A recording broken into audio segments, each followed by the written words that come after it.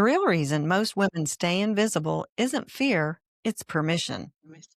Welcome to Deals with Heels, where female entrepreneurs thrive. I'm Debra, your host. Today, we're talking about confidence, visibility, and what it takes to really be seen without losing yourself and pretending to be someone you're not. My guest today is Rowland. She's a visibility mentor, masterclass strategist. She's CEO of a 7-figure tech company, works with women at all stages of leadership and entrepreneurship. She has a fantastic immigrant story and has a very purpose-driven brand. She hosts the podcast, The Next Level Woman. Please welcome Joy to Deals with Heels. Oh my gosh, Debra, I'm so excited to be here. Thank you so much for having me. I am so excited to have you come on and talk about visibility. Obviously, we're both on podcasts, so we deal a little bit with visibility, but boy, it can help a lot of women in all areas of their life and in corporate America too. We so hard to find our voice and feel confident saying it. So I'm really excited to have you on the show. And you immigrated alone at 25. Take us back to that moment and what were you running toward Oh gosh, during that I was time? running. Yeah, I was running towards something, but I think what was really compelling was what I was running away from. I think it was something I was running away from, and that was poverty. I was born in abject poverty in northern Nigeria, and my goal was just to help my family eat a meal just once a week. Like we were lucky if we could have a warm meal one time every week. And so my desire was just to help my family. And what I discovered was the best way for me to be successful was to leave the country because there was just no opportunities for me back home. And so left at 25, moved to the UK to study.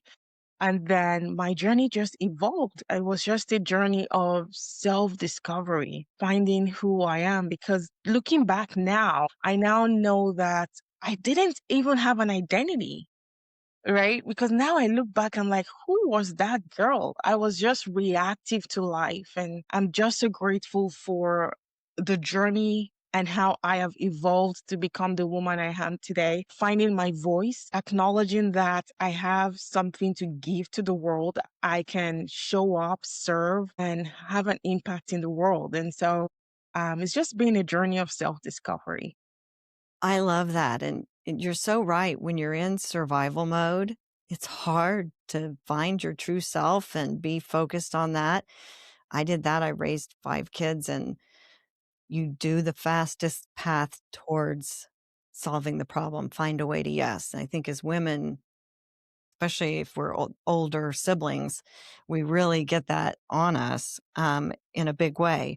When did you realize your voice and your visibility really mattered, not just for you, but for other women as well? Yeah, it was as recently as 5 years ago. And I think that's where the desire to become an entrepreneur came. I realized that I have a story, my life experience, what I have experienced, and my lived experience.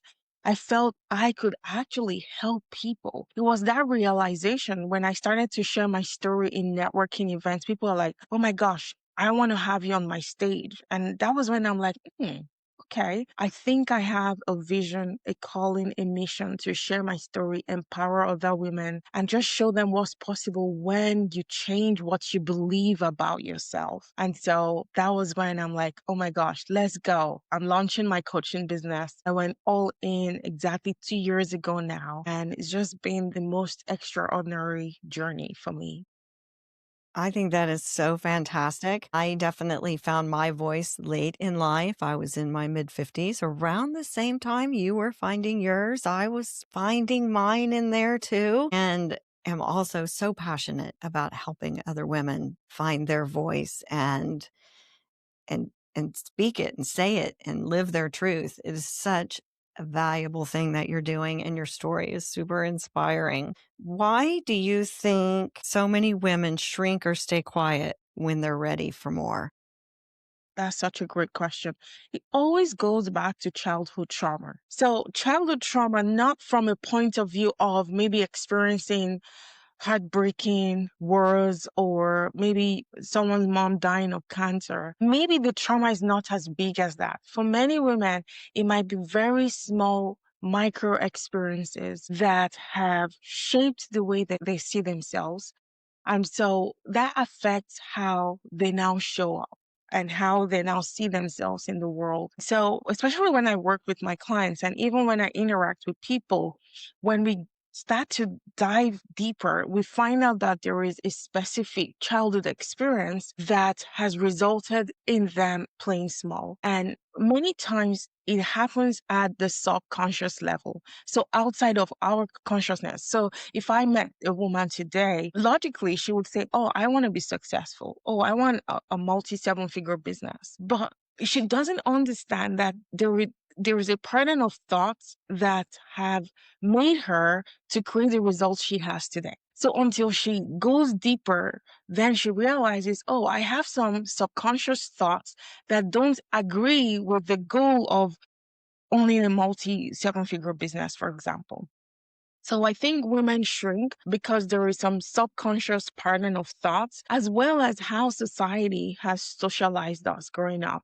So some women grow up and maybe they hear their mom say, "Oh, you need to be a good girl, just toe the line," or maybe if you're like from my background, men were more valuable in the family than women, right? So in some fashion, have had to shrink our voices to adapt to what society expects of us as women. Oh, you are too loud. Oh, all of those kind of micro comments has meant that we are shrinking, we are playing small. But when we take out all of those layers and we peel out all of those layers, and then you realize, oh my gosh, each and every one of us, we have such beautiful gems inside of our lives, just waiting to share with this world. And so when we peel back all of those layers, we don't shrink anymore. We're not pretending to be who we are not.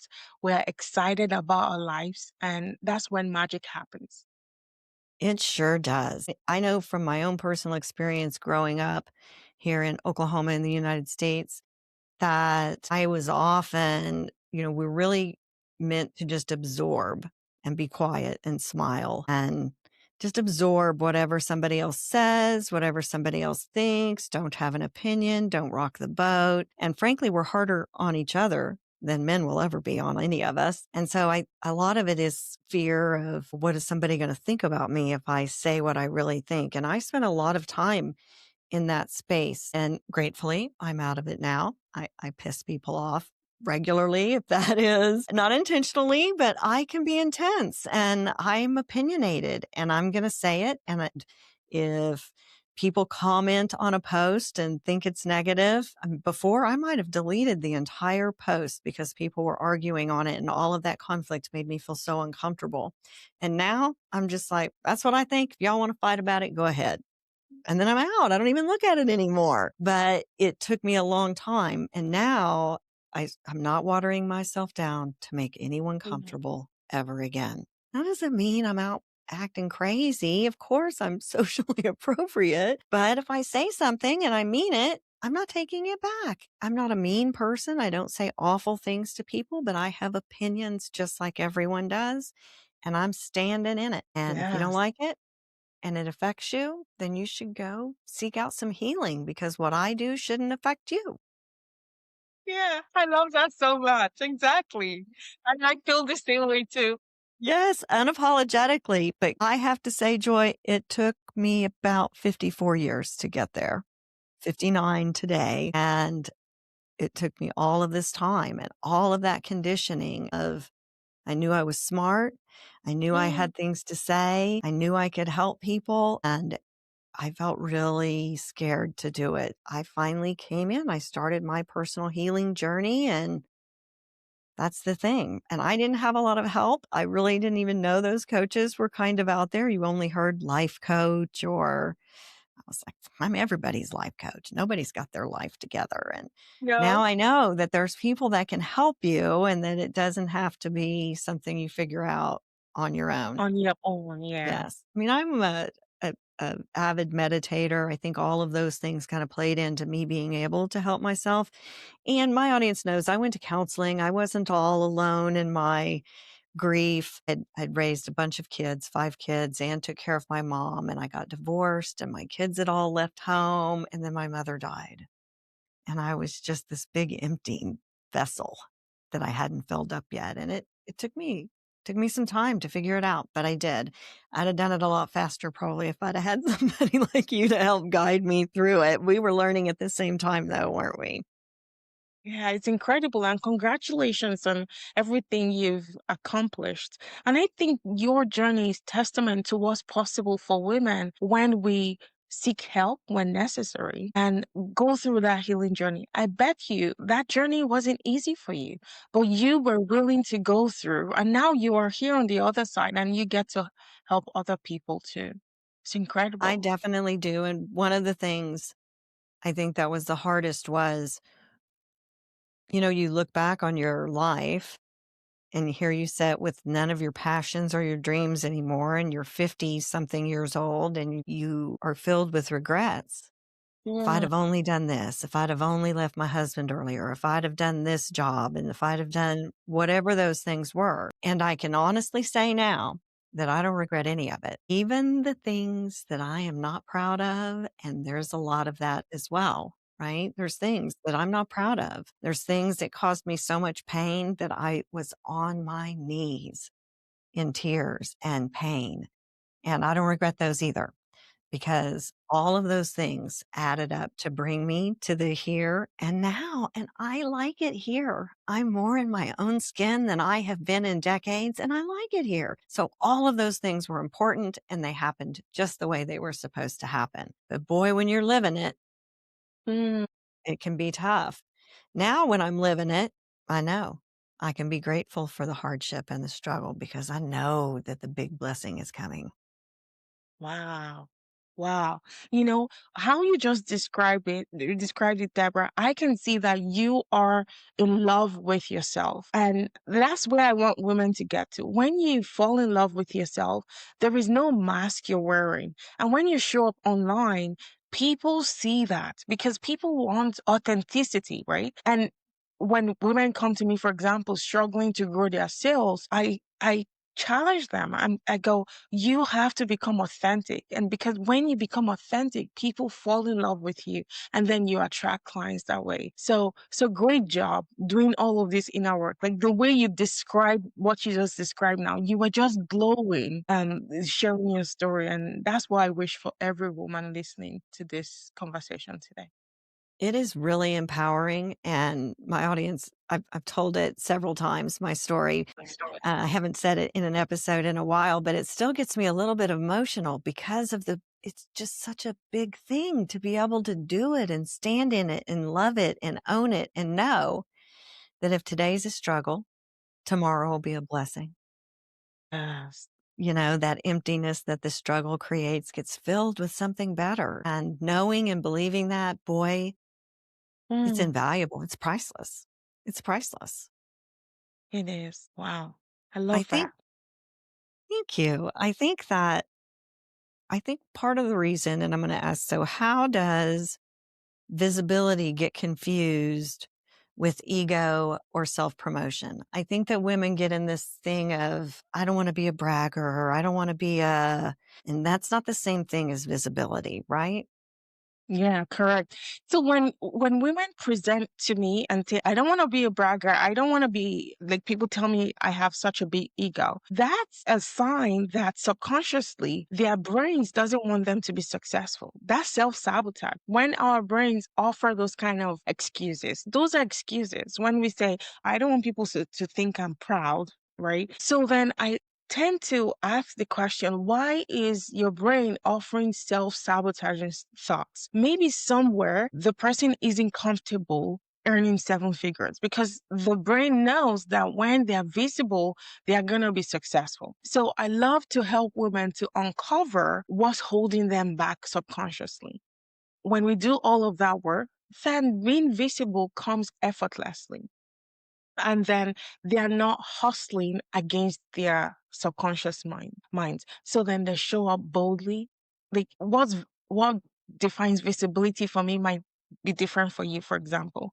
So each individual has to find what visibility is for them in, like we just discussed, in an authentic way that is almost effortless. They show up with joy, excitement, and that's what attracts clients. When it's not like you are grinding just because you want to be on social media. Like you hire all of these visibility coaches and they say, oh, you have to post 30 reels in 30 days. Well, if that doesn't align with who you are, you're going to struggle if Instagram is not your thing, right? So I always like to help women define what true visibility, authentic visibility is. It might be being on YouTube, having a YouTube channel and sharing your gifts, your talents with the world, and then attracting clients that way. It mustn't be Instagram, right? So I love to help women dive into exactly what authentic visibility is for them and then following that path to their success.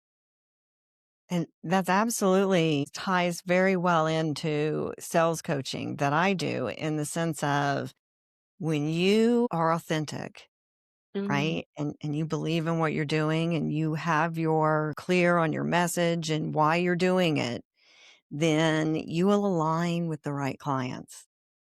The right people will come to you. You will attract them because authenticity is magnetic, mm, right? So once you help them find that magnetism, their authenticity, people want to be around real people. That's why AI will never kill the humans because it's the authentic humanity of it that drives our interest. It's what drives our visibility, our magnetism. It's what we're attracted to is to see somebody and they're real. And we can tell almost always when it's fake. yeah. I just want to mention I own an AI company, right? Hmm. So I can so 100% validate what you just said. Right now, I am doubling down on my coaching business because I know that with the prevalence of AI, people are actually seeking human connection more.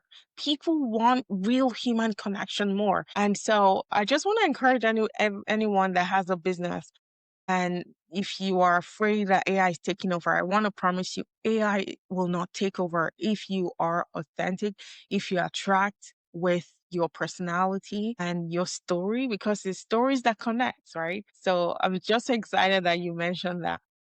I will say too, something that helps me when I am struggling with my value perspective, I think we have a tendency to have our own kind of devaluation because it's just my life. Like you, when you told your story and you were surprised that people really wanted to hear it and were inspired by it because it's just your story, just your life. I lived it. It doesn't seem like anything big because I was the one that lived it. So one of the things that I do partially is put strategy and different things in my AI assistant. Nova is her name. And I will put stuff in there and she's gotten to know me really well. So she'll come back. And one of the things I'll be super honest about everything, even when I'm typing it into the AI, but it'll be just even coming up with the milestone on my podcast, 100 episodes. As a marketing person, I want to scream the best statistics that I can scream from the rooftops to everyone that will listen. But as Deborah, Yeah. I'm humble and I don't always understand how valuable that is to other people and how it all fits. And so when you tell an AI all of that information, they have no emotion about it. There's no emotion at all. It's just the facts that you've said and the places that they could go look and research my show and all of the things and the categories and all of the facts. And then combine that in. And when they spit it out, just the facts, boy, that can be really eye opening because it doesn't have your takeaway. Right. We're Yeah. all stuck in the marketing. The big print giveth, the small print taketh away. Women are in the small, we taketh away so much with the, oh, but it was just, and maybe, and all of those things. So I think that is a great tool if you're someone that facts matter to you and you can look at things without an emotional aspect of it, which I excel at. And so seeing it in fact form Mm, was really enlightening to me. And to have Nova regurgitate back to me, let me just mirror what you said about yourself, wow. because you said it in an entirely different way, but this is what you said. And it sounded so much different. The value perspective of simply doing that and getting an non emotional clarification of your skills and what you've done and comparing it. It's amazing. I was really blown away, and it made me feel good to see it without all of my conditioning, Mm, right? My conditioning to take away from myself to build others up. As a woman, definitely in the United States, we're conditioned for that. And if we don't do that, then we'll look at her. Doesn't she think she's special? So, but to remove all of my own, and I'm not mm, asking a third person that may know me or doesn't know me, but that also has their own emotional baggage that they take. So removing all of that, just putting the info in my own voice and being called out on it. Well, hey, you're not bragging. Let's look at what the real facts are. Have them spit the facts out. yeah. It was very enlightening. And for me, and I'm already in a pretty healed place, right? I actually work on this every day, but it was impactful for me to do that. And it seems kind of weird. I mean, I'm not like having an AI therapist or anything like that, but it helped me to see it from that factual perspective without any color of emotion at all. Yeah. So true, because there is a part of our brain that loves to find evidence. So you have now given your brain evidence that you are a badass woman, That's right? right. Yeah. So when you're ready to go to the next level, whatever that next level is for you, your brain is going to be like, oh, we've done it before. Let's go. Right. So now you've actually given your brain that evidence that you can do great things.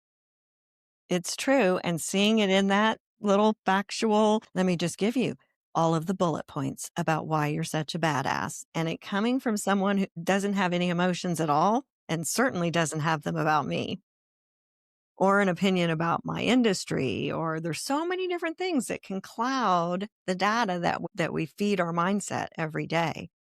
So I found that very enlightening when I did that. And it helped me be able to promote myself from a place of authenticity because it was factual and for me to believe it and understand it and it not just be what I think. Sometimes when we do it, it's just, well, that's just what I think. Not always. Yes. And I love that so much. And hopefully listeners will take that away and they go implement it for themselves. Maybe just talk to ChatGPT and spit out everything you've accomplished. Because even in our careers, people who have 9 to 5 jobs, especially women, they struggle with communicating their value in the office, right? So that they can get the promotion. And the same way for entrepreneurs, we as women struggle with owning our value and saying, oh no, this is what I have done. I can help you. You should hire me, right? Exactly. There's a struggle when we're doing marketing language and messaging with people. When I'm doing that with my agency, So they're just do it. They can't even because well, are you sure? Can we say that word? Yes, we can say that word.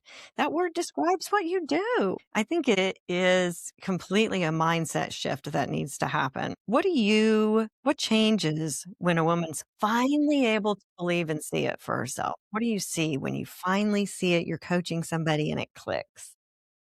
oh my gosh. It is sexy, it is attractive, it is freeing.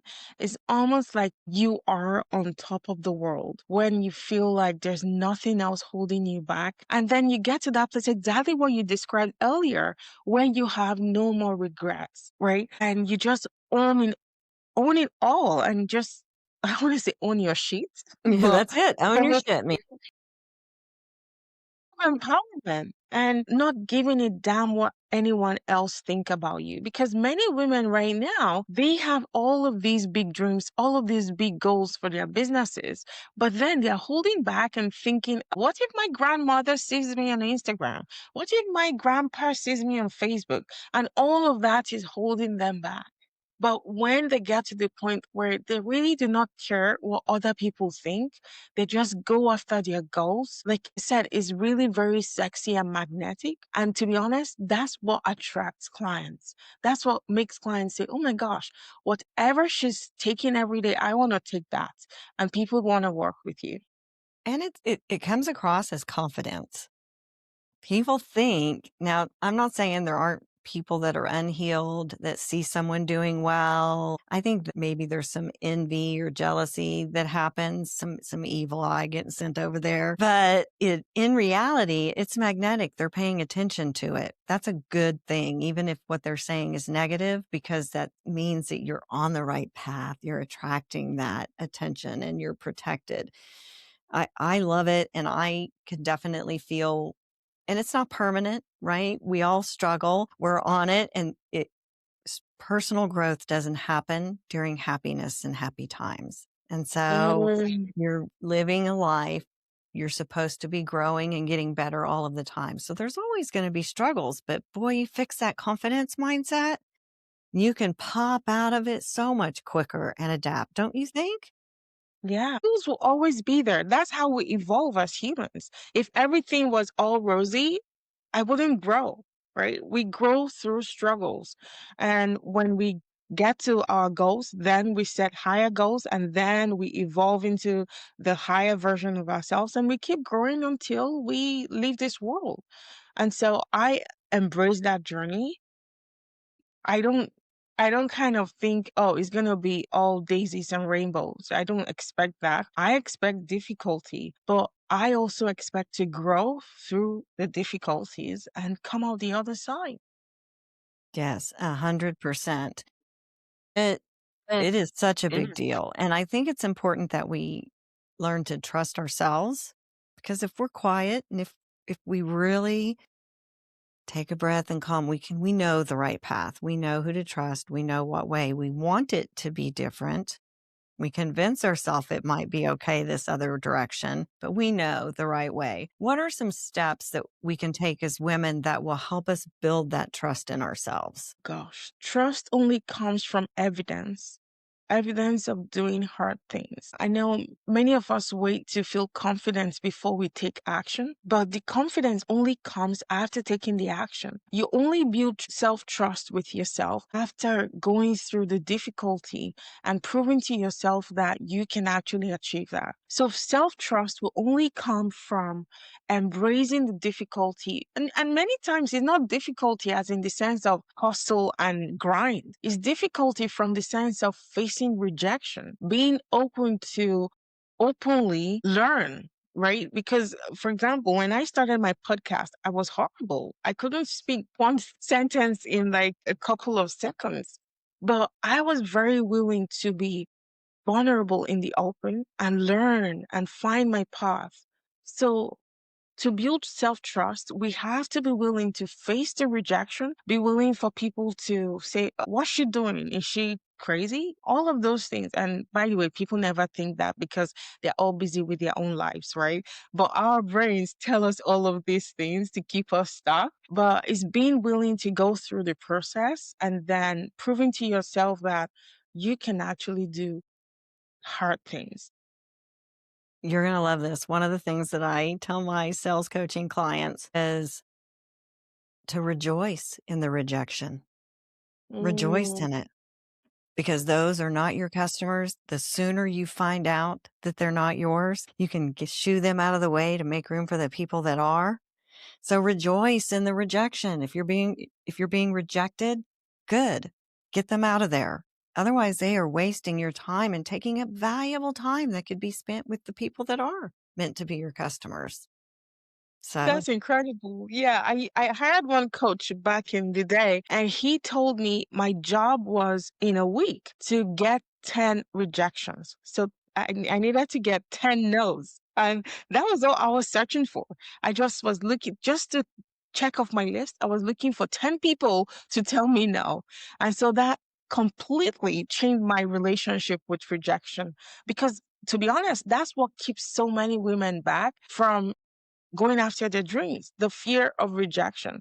But when we reframe rejection in our brains, just exactly how you just described it, to rejoice in our rejection, and then we are like, you said no, great. Then I move on to the no. And that mindset shift is just gold. Something that my former co-host and soul sister and very good friend Christina did, and she talked about it in one of the episodes, maybe in season 2. I don't remember which one, but we were talking about something similar. And so she was really struggling with being told no. I mean, it was just this horrible thing for her. So she decided she was going to go out, and every time she went somewhere to buy something, she would ask if she could have it for free. Just to hear no. Well, she could get used to being told no, that you couldn't have it for free, and get harden that, right? She was doing it to just harden herself to get used to it so that she could be told no. And the very valuable lesson that she learned in addition to that was that 40% of the time they gave it to her. Really? Yep. 40% of the time they said, sure. Wow. So the lesson is ask for the sale. All you got to do Wow. is ask for it. Yeah, you're going to get told no. You're also going to get told yes. She was Wow. asking for something for free. She's in the Starbucks line. She's at the whatever. It didn't matter where it was. And she would ask, can I get this for free? Wow. That's bold. Yes. 4 times out of 10, they told her yes. And she didn't even really think of that from the sales perspective. She's an organizer and ADHD home regulator. She doesn't do the same thing that I do. So I was like, yeah, it taught you how to Mm. absorb a no and not take it personally. But it also, look at that valuable lesson for asking for the business, because she used to ask. No connection, no building of value, right? When you're out selling your stuff, you're building value, you're building connections. So asking for it after that, if they say no, that's okay. It's not a big deal, but lots of people will say yes just because you asked. My gosh, that's so incredible. I'm gonna teach my audience this. I'm gonna find Christine. I'm gonna find that episode so I can refer people to this, because that's incredible that 40% of people said yes, Yep. even though she was asking for something for free. Mm-hmm. That she was in line to buy. She wasn't in begging. She coming through the register line in the drive-through. Such a valuable lesson. Just her trying to make herself be able to hear the word no, Mm, and realizing that there's some yeses in there too, right? yeah, So pretty amazing stuff. I thought that it has stuck with me because it is ties in with what I do. yeah, Also, who would ever have thought of doing that to learn those lessons, right? Such a good yeah, thing. Such a good thing. I can yeah. get Christina as a guest for you. She can come on and talk about it. I would love that so much, because the way you just described them, the thought that came to my mind was, that's my kind of girl. Like, that's boldness. Yes. Yes. She's amazing. Yes. She's amazing. And even starting out in your podcast, you guys, if you go back to the first few episodes of this podcast, we didn't know what we were doing, right? We just found our voice and wanted to share it and talk. And we were about 4 episodes in when we realized. And so if the first couple episodes, there's a drinking game you can play with Deals with Heels. And that is, if in those first couple episodes, Christina says, or, or I say, absolutely, then you got to drink. And don't be driving. Be prepared. Because you're gonna drink a You're lot. going to drink a lot. I think Christina said, 24 times or something in an episode. It's part of her vernacular. And then we got better and better. That's what Yeah. life is. And we just laughed about it, because what are you going to do? Right. Yeah. And even if my show was to get super popular and famous and all the things, I wouldn't take those down. Oh, No, no, that's no. part of the journey. I don't regret any of that, boy. And, it's been a bad day. Just go listen to episode 1. Have a little drinky poo. You'll feel better. Yeah, me too. Like my first, at least my first 20 episodes, even now I couldn't listen because I would cringe. In fact, I stumbled on my words. I didn't know what I was saying, but I was so willing to try to learn and to evolve. And that's what this journey is about. And like you said, I wouldn't take down those episodes for anything. I want my daughter when she's grown, she's 6 now. I want her to listen to all my episodes and see how mom evolved. And she'll be like, wow, that was Right? such an evolution. It is so empowering. It really, really is. Well, I absolutely love your journey. And like all good conversations, as you know, having your own show, they go so quickly. And I feel like I could talk to you forever. So Me I want too. a final question for the woman listening who knows she's playing small. What's the first courageous step that she could take this week? The first courageous step is to try to learn how to fall in love with yourself. Many of us, we look at ourselves in the mirror and we talk down on ourselves. We see all of our faults, all of our imperfections. Your journey is going to evolve faster when you fall in love with yourself. Self love, self acceptance. That's where it all begins. Fantastic. What great advice. What great advice. Thank you so much, Joy. I'm sure that lots of my listeners want to find out more about you and how they could possibly get your help with all of their confidence and your coaching. How can we find out more about you and your show and all of your services? Oh, thank you so much. So I'm very active on Instagram. Even though I have a VA that helps me, I respond to all of my messages myself. So please send me a DM. I'd love to get to know you, get to know your story, and just connect. Um, I also have a website where you can find out more about my work. It's joyrowland.com. I'm also visible on Facebook and Instagram, and I already said Instagram, Facebook, and LinkedIn if that's where you hang out. I know. Here we are. We have to be on all the platforms, don't we, to make it work? You guys know you can find out more I about the know. show and about me on our website at dealswithheels.com and my marketing agency at hexagonmedia.net. I've got lots of new packages on there for everyone to check out as well. So, gosh, until next week, Joy, we're going to be out. Yeah. Bye bye, everyone.